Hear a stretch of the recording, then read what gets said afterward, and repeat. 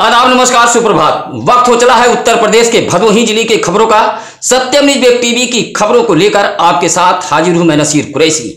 आज क्या कुछ है भदोही जिले की खबरों में, आइए इस बड़ी खबर से करते हैं फटाफट खबरों की शुरुआत।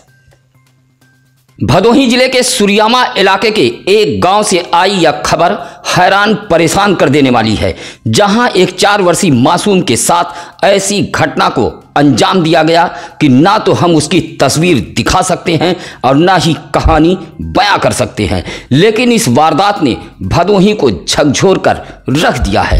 रात में बिस्तर पर सो रही 4 वर्षीय मासूम को नरेश सरोज नामक एक अधेड़ व्यक्ति उठाकर खेत के सीवान में ले गया, जहां उसके साथ मुंह काला किया। जब मासूम बदहवास हो गई तो यह सनकी मासूम को खेत के सीवान में ही छोड़कर भाग खड़ा हुआ। सनकी नरेश सरोज के गुनाह की जैसे ही जानकारी सुरियामा पुलिस को लगी, वैसे ही इस सनकी के खिलाफ मुकदमा दर्ज करते हुए आरोपी नरेश सरोज को गिरफ्तार कर सलाखों के पीछे डाल दिया। मासूम बच्ची के साथ हुए इस गुनाह की जानकारी होने पर ग्रामीणों में आक्रोश फूट पड़ा। सूचना पर पुलिस के आला अफसर भी मौके पर पहुंच गए थे। मासूम का इलाज भदोही शहर के इंदिरा मिल स्थित एक निजी अस्पताल में चल रहा है। मासूम के लिए भदोही के साथ साथ हम भी दुआ कर रहे हैं।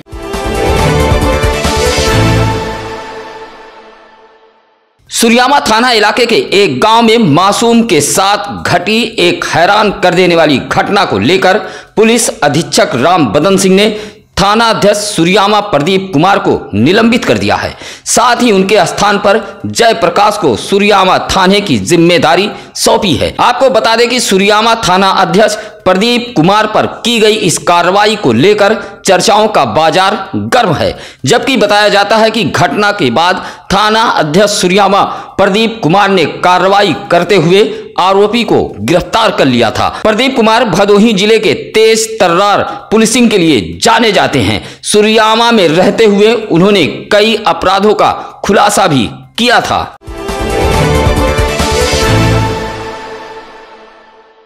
भदोही के विद्युत विभाग के अधिकारियों की लापरवाही के कारण लगभग 1 माह से भदोही शहर के चौरी रोड की विद्युत व्यवस्था पूरी तरह बदहाल हो गई है। इस भीषण गर्मी में लोग बिलबिला उठे हैं।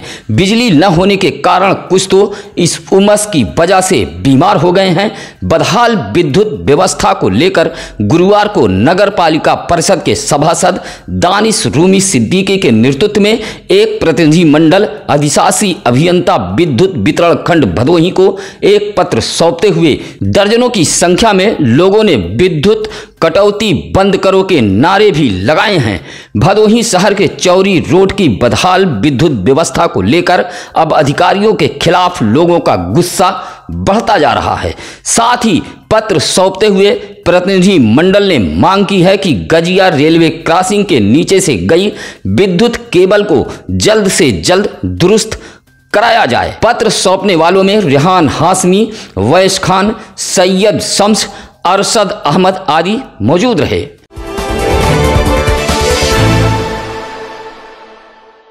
सावधान, अगर आप गोपीगंज जा रहे हैं तो चोर उचक्के से आपको अपनी हिफाजत खुद करनी होगी, क्योंकि गोपीगंज पुलिस इनके आगे अब नतमस्तक हो चुकी है और इन्हें पकड़ पाने में नाकाम साबित हो रही है। लगातार गोपीगंज इलाके में उचक्का गिरी से लोग भयभीत हैं। अभी बुधवार को 4 लाख रुपए के जेवर से भरे बैग को उचक्के लेकर फरार हो गए थे। गुरुवार को एक बार फिर उचक्के फूलपुर निवासी मुकेश कुमार विश्वकर्मा को अपना निशाना बनाया। उसकी बाइक में टक्कर मारने के बाद उचक्का पर्स लेकर फरार होता, उससे पहले लोगों ने उसे पकड़कर पुलिस के हवाले कर दिया। उचक्कों की टक्कर से मुकेश विश्वकर्मा व उसकी पत्नी संगीता विश्वकर्मा घायल हुई है। घायलों का उपचार CSC गोपीगंज में कराया गया है।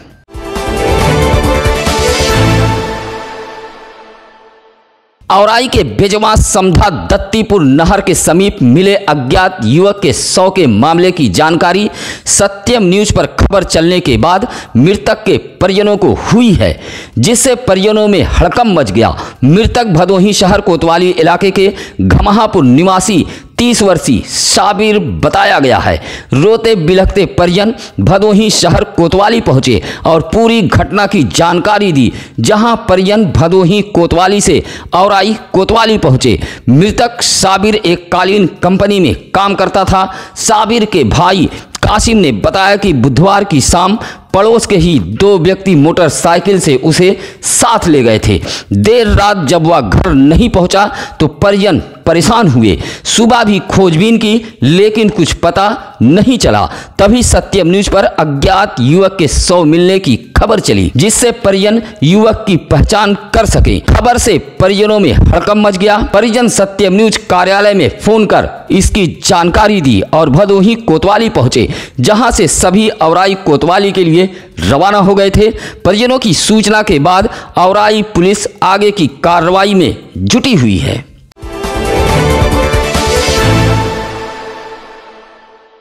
भदोही शहर कोतवाली इलाके के रामसहायपुर निवासिनी अफसाना ने वाराणसी के रोहनिया दरेखू गांव निवासी अपने पति अहमद उर्फ कुर्बान के खिलाफ भदोही कोतवाली में तहरीर देते हुए 523-504 के तहत मुकदमा दर्ज कराया है।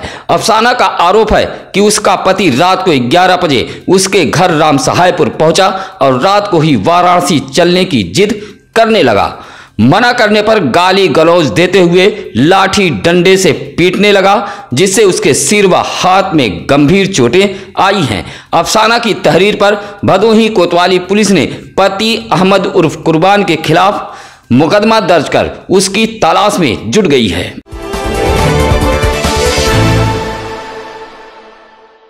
सुरियामा थाना इलाके के दानूपुर पूरब पट्टी के समीप ज्ञानपुर गोदाम से खाद्य उतारकर वापस फूलपुर जा रही एक ट्रक बाइक सवार को बचाने के चक्कर में पलटते पलटते बच गई है। ट्रक सड़क किनारे खंदक में गिरने से बची है। अगर ट्रक पलटती तो बड़ा हादसा हो सकता था। चालक व खलासी की जान तक जा सकती थी। ट्रक फूलपुर से ज्ञानपुर गोदाम पर खाद लेकर आई थी और खाद को खाली कर फूलपुर लौटते समय दानूपुर पूरब पट्टी के समीप यह हादसा हुआ है।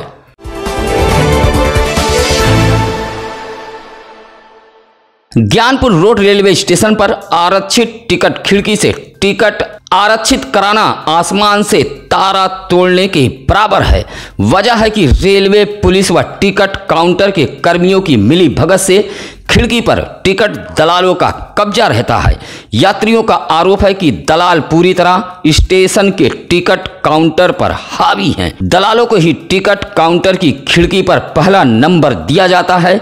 यात्री विजय शंकर भारती आनंद विश्वकर्मा ने बताया कि हम सभी लगातार 3 दिनों से ज्ञानपुर रोड रेलवे स्टेशन से टिकट काउंटर का चक्कर काट रहे हैं, लेकिन टिकट नहीं मिल पा रहा है। दलाल हावी हैं। यह सब रेलवे पुलिस की मिली भगत से हो रहा है।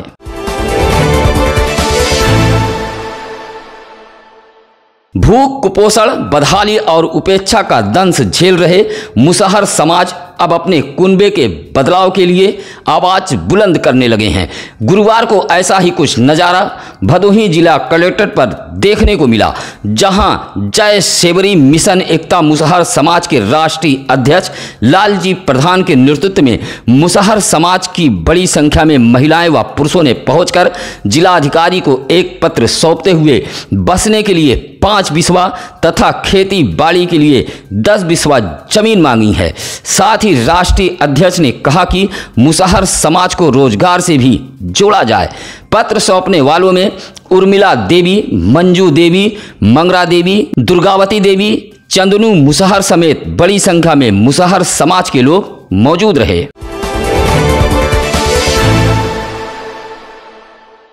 औराई इलाके के तुनक मिजाज विद्युत कर्मियों के करतूत से आजिज घोसिया वासियों का गुस्सा गुरुवार को फूट पड़ा, जहां बड़ी संख्या में घोसिया के लोग विरोध दर्ज कराते हुए औराई कोतवाली पहुंच गए।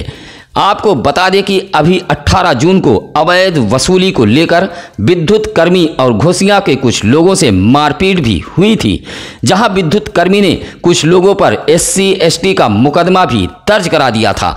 तुनक मिजाज विद्युत कर्मियों की करतूत यही नहीं थमी, बदले की भावना से इलाके के विद्युत कर्मियों ने ट्रांसफार्मर से विद्युत सप्लाई ही काट दी। इसी बात से नाराज घोसियां के बड़ी संख्या में लोग आक्रोशित हो उठे, जहां विरोध दर्ज कराने औराई कोतवाली पहुंच गए थे। कई दिनों से घोसियां इलाके की विद्युत सप्लाई ठप थी। उधर जेई मनीष सिंह का आरोप है कि इलाके में काफी लोग अवैध कनेक्शन से विद्युत आपूर्ति चला रहे हैं, इसी वजह से लाइट काटी गई थी। फिलहाल विद्युत विभाग के अधिकारियों के हस्तक्षेप से ट्रांसफार्मर से कनेक्शन जोड़ दिया गया है और विद्युत चालू हो गई है, तब जाकर लोगों का गुस्सा शांत हो पाया।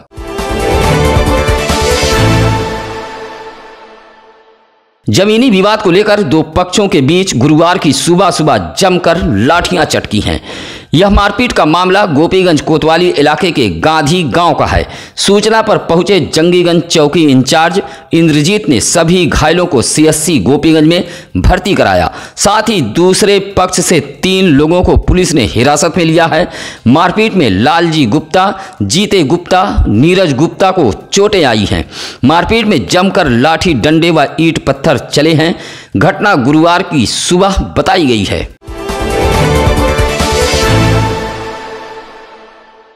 भदोही शहर के पकरी रेलवे क्रॉसिंग पर खराब व क्षतिग्रस्त सड़क होने के कारण आए दिन वाहन खराब होकर फंस रहे हैं।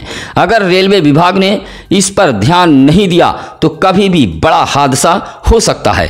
गुरुवार को एक बार फिर गिट्टी से लदी ट्रक पकरी रेलवे क्रॉसिंग पर अचानक खराब हो गई। सूचना मिलते ही रेलवे पुलिस के साथ ही साथ भदोही कोतवाली पुलिस मौके पर पहुंची। क्रॉसिंग पर ट्रक फंसने से जहां भीषण जाम लग गया तो वहीं 2 माल गाड़ियों को भदोही रेलवे स्टेशन पर खड़ा करा दिया गया। काफी मशक्कत के बाद पुलिस ने JCB के जरिए क्रॉसिंग पर फंसी ट्रक को हटाकर रेलवे ट्रैक को खाली कराया गया। आपको बता दें कि पकरी रेलवे क्रॉसिंग पर आए दिन वाहनों के खराब होने का सिलसिला जारी है। आए दिन वाहन फंसने की वजह से रेलवे ट्रैक पर गड्ढा व क्षतिग्रस्त सड़क का होना बताया जा रहा है। औराई इलाके के उपरोट निवासी राहुल यादव की पत्नी रंगीला देवी की अचानक तबीयत बिगड़ गई। ससुराली जन अस्पताल लेकर जा रहे थे, तभी विवाहिता की मौत हो गई। 7 वर्ष पूर्व उपरोट निवासी राहुल यादव से उसकी शादी हुई थी। विवाहिता का मैका औराई के ही घरौना में है। मैके वालों की सूचना पर औराई पुलिस ने अंतिम संस्कार से पहले ही शव को कब्जे में लेते हुए पोस्टमार्टम के लिए भेज दिया है। एक तरफ जहां पति राहुल यादव का कहना है कि अचानक पत्नी रंगीला के सीने में दर्द उठने पर उसे इलाज के लिए ले जाते समय मौत हो गई, तो वहीं विवाहिता के पिता घरौना निवासी भूलाल यादव ने पहुंचकर औराई पुलिस को संदिग्ध मौत मानते हुए तहरीर दी है। फिलहाल पुलिस पूरे मामले की जांच पड़ताल में जुटी हुई है। विवाहिता के आरुषि व आंसू नाम के 2 बच्चे हैं। विवाहिता की मौत को लेकर इलाके में तरह तरह की चर्चा व्याप्त है।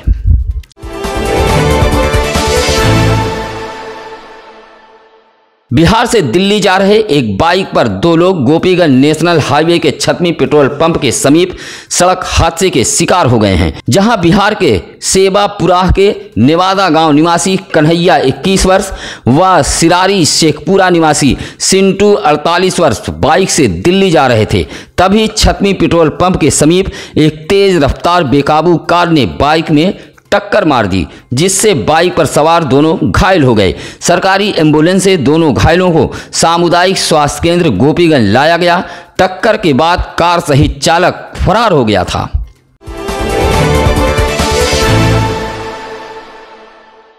ज्ञानपुर नगर में जल निकासी की समस्या दिन प्रतिदिन विकराल होती जा रही है। हल्की सी बारिश में ही दुर्गागंज तिरमुहानी पानी पानी हो जाता है।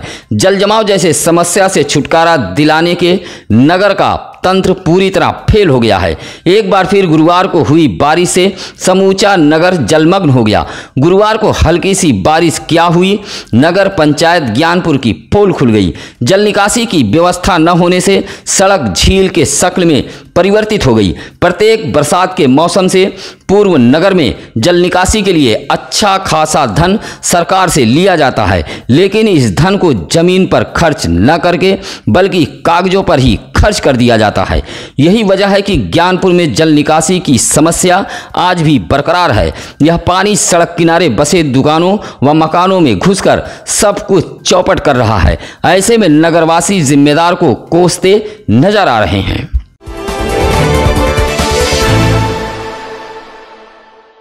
भदोही राइस मिलर्स एसोसिएशन के पदाधिकारियों ने गुरुवार को डीएम दरबार पहुंचकर एक पत्र देते हुए मांगों को रखा है। पत्र सौंपते हुए कहा कि सीएमआर में चावल की रिकवरी 58 से 60% व प्रोत्साहन राशि 250 रुपये किए जाने की मांग रखी है। साथ ही कहा कि मिलर्स के पुराने भुगतान को ब्याज के साथ दिलवाया जाए, अन्यथा ऐसे हालात में आगामी वर्ष से राइस मिलर्स सरकारी धान की कुटाई करने पर रोक लगा देंगे। कहा कि राइस मिलर्स के लोग घाटे का दंश झेल रहे हैं। कहा कि सरकारी नीतियों के उपेक्षा के कारण यह उद्योग आर्थिक बदहाली का शिकार हो गया है। ज्यादातर चावल उद्योग के बैंक खाते या तो एनपीए हो गए हैं या होने के कागार पर हैं। पत्र सौंपने वालों में श्याम मुरारी दुबे, घनश्याम दास गुप्ता, विनय श्रीवास्तव, संजय दुबे आदि मौजूद रहे।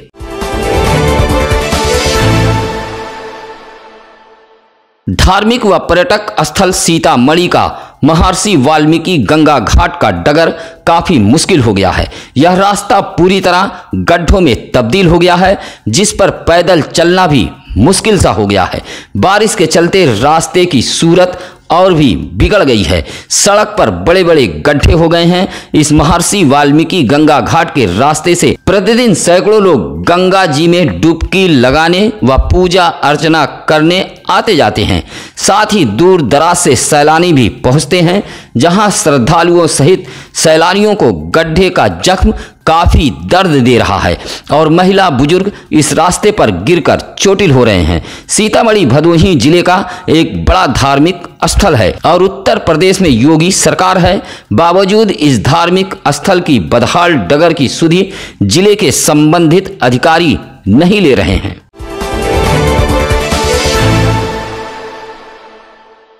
गुरुवार को अखिल भारतीय प्रगतिशील महिला एसोसिएशन इपवा की जिला सचिव कामरेड कबूतरा देवी ने राज्यपाल को संबोधित एक पत्र जिलाधिकारी को सौंपा है। सौंपे गए पत्र में उत्तर प्रदेश में बढ़ रही घटनाओं पर चिंता व्यक्त की है और आरोप लगाया है कि प्रदेश सरकार अपराध को रोक पाने में विफल है।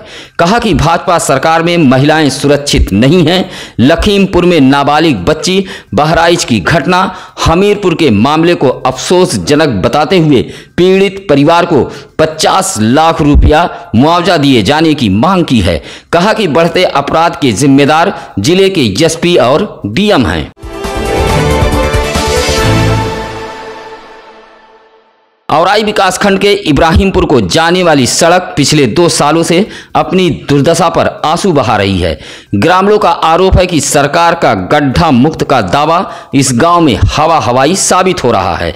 इस संबंध में गांव के भोलानाथ, जलालुद्दीन, लालता प्रसाद, जाकिर अंसारी ने बताया कि महदेवा से पियरोपुर बाजार तक जाने वाला यह मार्ग लगभग 500 मीटर तक पूरी तरह जर्जर हालत में पहुंच गया है। ग्रामीणों ने बताया कि मार्ग की सबसे ज्यादा बदहाल स्थित इब्राहिमपुर गांव के समीप की है। बरसात होने की वजह से सड़क पर जल जमाव के हालात पैदा हो गए हैं।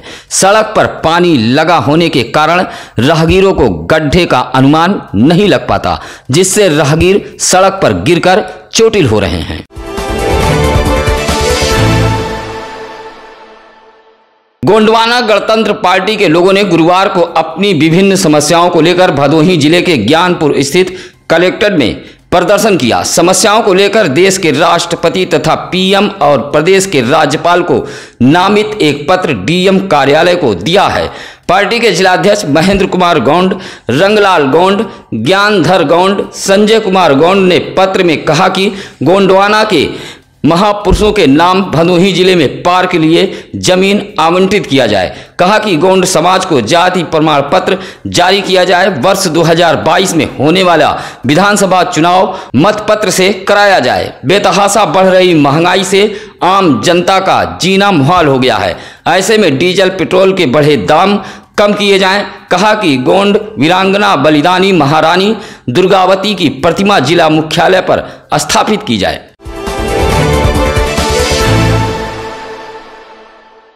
गुरुवार को भदोही जिले में 3 संक्रमित मरीज मिले हैं, जबकि जिले में 15 एक्टिव केस हैं। वहीं एक मरीज भदोही के महाराजा बलवंत सिंह राजकीय चिकित्सालय के L2 अस्पताल में भर्ती है। साथ ही 12 मरीज होम आइसोलेशन में रहकर अपना इलाज करा रहे हैं।